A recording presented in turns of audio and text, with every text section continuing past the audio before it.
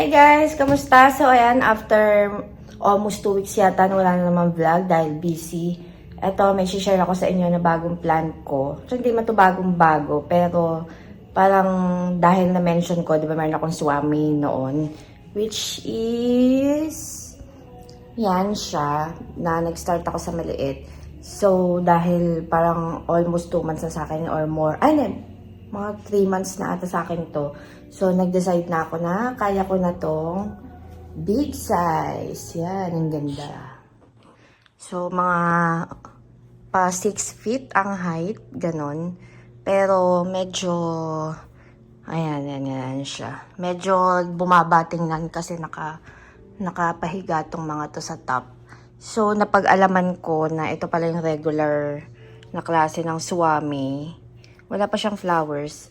Regular na klase pala siya at yung original ko yung nauna ko ay bonsai type. Ito pala yung bonsai type, which is yung leaves niya ay maliliit. Ang dami niyang usbong. Oh.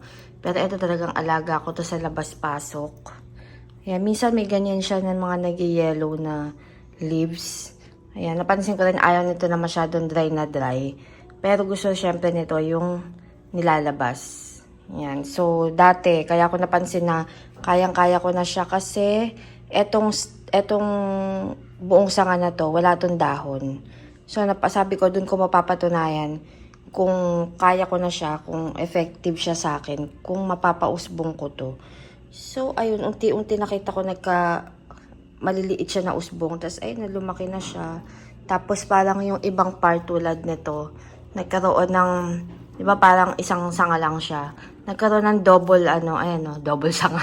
Ayun, maliliit na ganyan. Natubuan siya ng mga bago. Yan, so cute. Ito yung inaante. Ito yung talaga mas inaalagaan ko kasi mas minimalist siya tingnan. So, inaante ko siyang lumaki, pero hindi ko alam kung fast growing pa. Siyempre, nilagay sa loob. So, medyo uurong yung niya, di ba? Medyo babagal pala yung paglaki niya. But anyway, malapit to sa pinto. So, carry lang. Yan, ang ganda-ganda niya. Tsaka matigas yung puno niya mismo. Hindi man sobra, pero sa size niya, matigas yung pinakapuno niya. Unlike nitong latest na mataas siya, pero malalambot tong mga sanga-sanga niya sa taas. So, hindi actually nagkamali to kasi hindi talaga to yung choice ko. Tapos parating dito sa bahay, ang tagal-tagal ko pa naman siyang dinicide.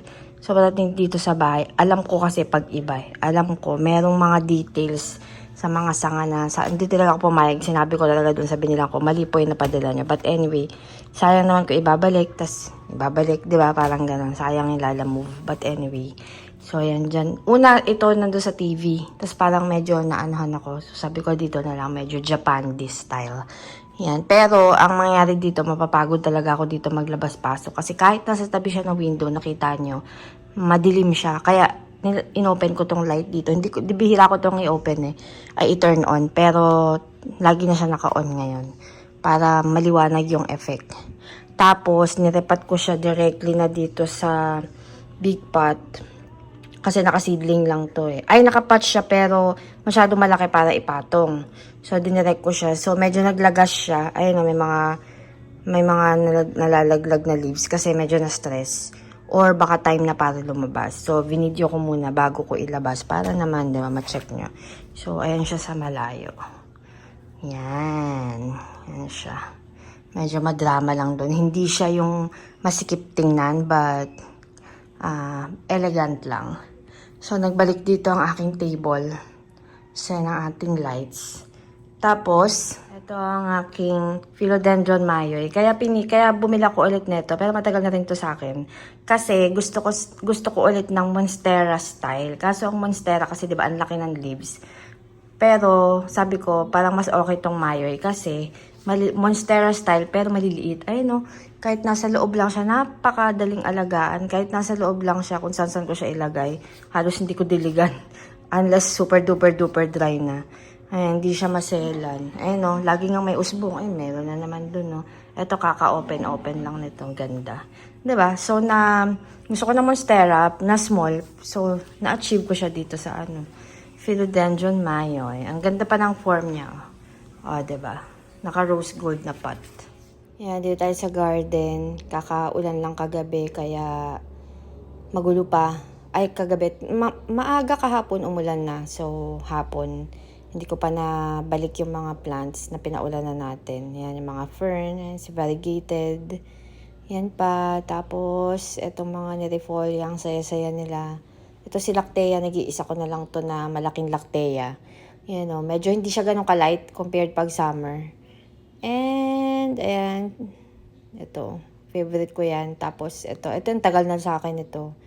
And, ayan, sa taas, saya-saya nila. Mas masaya ako kasi hindi ako magdidilig lagi. Iniikot-ikot ko lang yan para sure na lahat na naaambunan, nauulanan. Tapos yan, ang ganda nito, oh, grabe. And, ayan, si Peruvian na matibay na matibay. Hindi lang may iwasan siya pinag-yellow. Ayan, ang dami niyang usbong sa likod, mga bago. Parang kailangan natin iikot ko na para makita sa harap sila. Ang ganda. And then, ayan, ang favorite na variegated. So, ayan sila, ang saya-saya nila. Mga ano na to, ang saya-saya pag nauulan na. Ang napansin ko lang sa Swami, maganda rin naman. Kunwari, may nabili kayo na, ayan yung mga ganyan yung wala ng leaves. Minsan, pagka talagang maganda yung location and yung nahiyang siya, magkaka-leaves yan. Tulad niya, no, yung mga yan, nagkakaroon siya ng mga usbong-usbong. Tsaka, asan ba yun? Although may kinat kasi ako, tulad niya, yung mga ganyan. Kasi may mga ganyan-ganyan pa siya.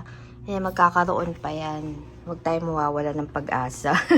Napansin ko lang sa kanya, talagang ang maselan dito pag, yung hindi na, parang, ang dami ko nakikitang indoor nito, pero kailangan talaga, kunwari, eto kasing bintana namin, kahit na walang mga fern-fern dyan, hindi yan yung talagang may direct sunlight na yung gumaganon talaga, yung tumatagos. Wala eh. So, eto medyo chinecheck ko pa. Pagka ito, naglagas pa ng sobra, that means, baka ayaw niya yung lugar. So, baka ilabas ko muna. Paanuhin ko muna. Bala ko kasi talaga, ikat to. Itong mga to, para mag-usbong ng bago. But, Diyos ko, baka hindi. Baka 48 years bago man. Although, ako lang naman, siguro kasi naapektuhan yung judgment ko na parang, hindi to yung first choice ko, tas ito yung binigay. Alam niyo yung ganon? So, parang nagka-issue na siya agad sa isip mo. So, tas napansin ko sa kanya, siya ay malight yellow. Ayan, malight yellow yung leaves niya. Tas plus sa effect pa ng yellow, warm white na light. So, yan. Malalaki yung leaves compared dun sa isa. Although, ito tayo yung original. Lagi akong, kasi laging sa picture lang ako nakakita nito. May pinupuntahan lang kami dun sa tabi ng Red Ribbon sa Marcos Highway na may katabi yun na shop na parang ang dami nilang ganito. So, ang ganda-ganda. Yan. So, baka today, kaya binlog ko na rin. Baka mamaya ilabas ko muna kasi hindi naman, mukhang di uulan maaraw. Yan nga, ito na sinasabi ko, diba? Eto, wala siyang kausbong-usbong. Pero nagkaroon, diba? So, wag mawawala ng pag-asa. Wag niyong ikakat masyado. Wag niyong iisipin na sila ay walang pag-asa dahil meron. Ayan, tulad yung mga yan. Ayan, ang binili ko yan. Minsan malalagas. Tapos mapapalitan din. Ito yung mga bagong usbong. Ayan. San pa? Ayun sa likod. Ayan o, ay mga ganun-ganun. Tsaka to, yan, mga dati wala na yan eh. Although, inano ko to, natry ko na tong i-Miracle Grow. Doon ko napansin na nag-usbong din siya. Pero medyo matabang na Miracle Grow. Kasi baka masyado matapang.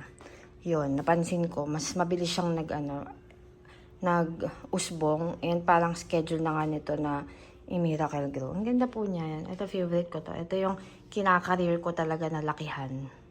Napapalakihin talaga. Yan. So, ayan po guys. Enjoy na natin ang view dito habang nandito pa siya din mamaya-maya ilalabas ko na siya. Sunday today and ayan, hindi kami lalabas ngayon dahil sunod-sunod na araw na kaming lumalabas.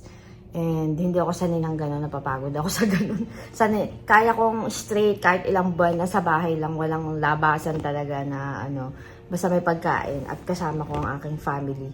Pero hindi ko kaya yung araw-araw umaalis. Na-stress ako, napapagod ako.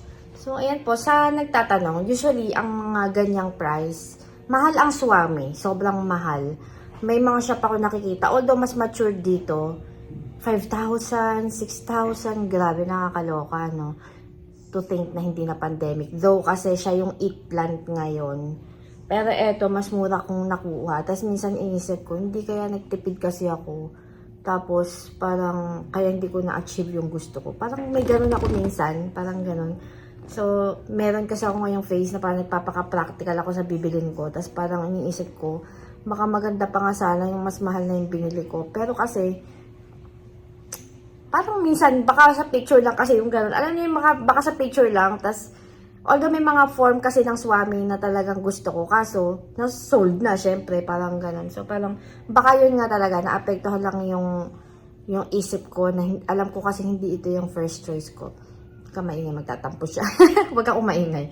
Pero, in fairness, okay naman, ano naman siya. May mga few parts lang ako na tinrim, at, yun nga, parang gusto ko kasi sana ng form ng Swami, yung, di ba may mga gano'n, yung kahit isang diretsong trunk lang, pero ang tibay niya, yung parang puno level, tapos shape ng gano'n, parang gano'n. So, anyway, so, parang naisip ko tuloy, sana ata yun nga, hindi ako nagtipid, but, nasa huli yung paisisisi. Although nag-offer naman yung seller na ipa-pick up ko din yung isa, kaso ang mahal ng Lalamove, syempre pang karto, hindi naman sobrang lapit yung pick up location.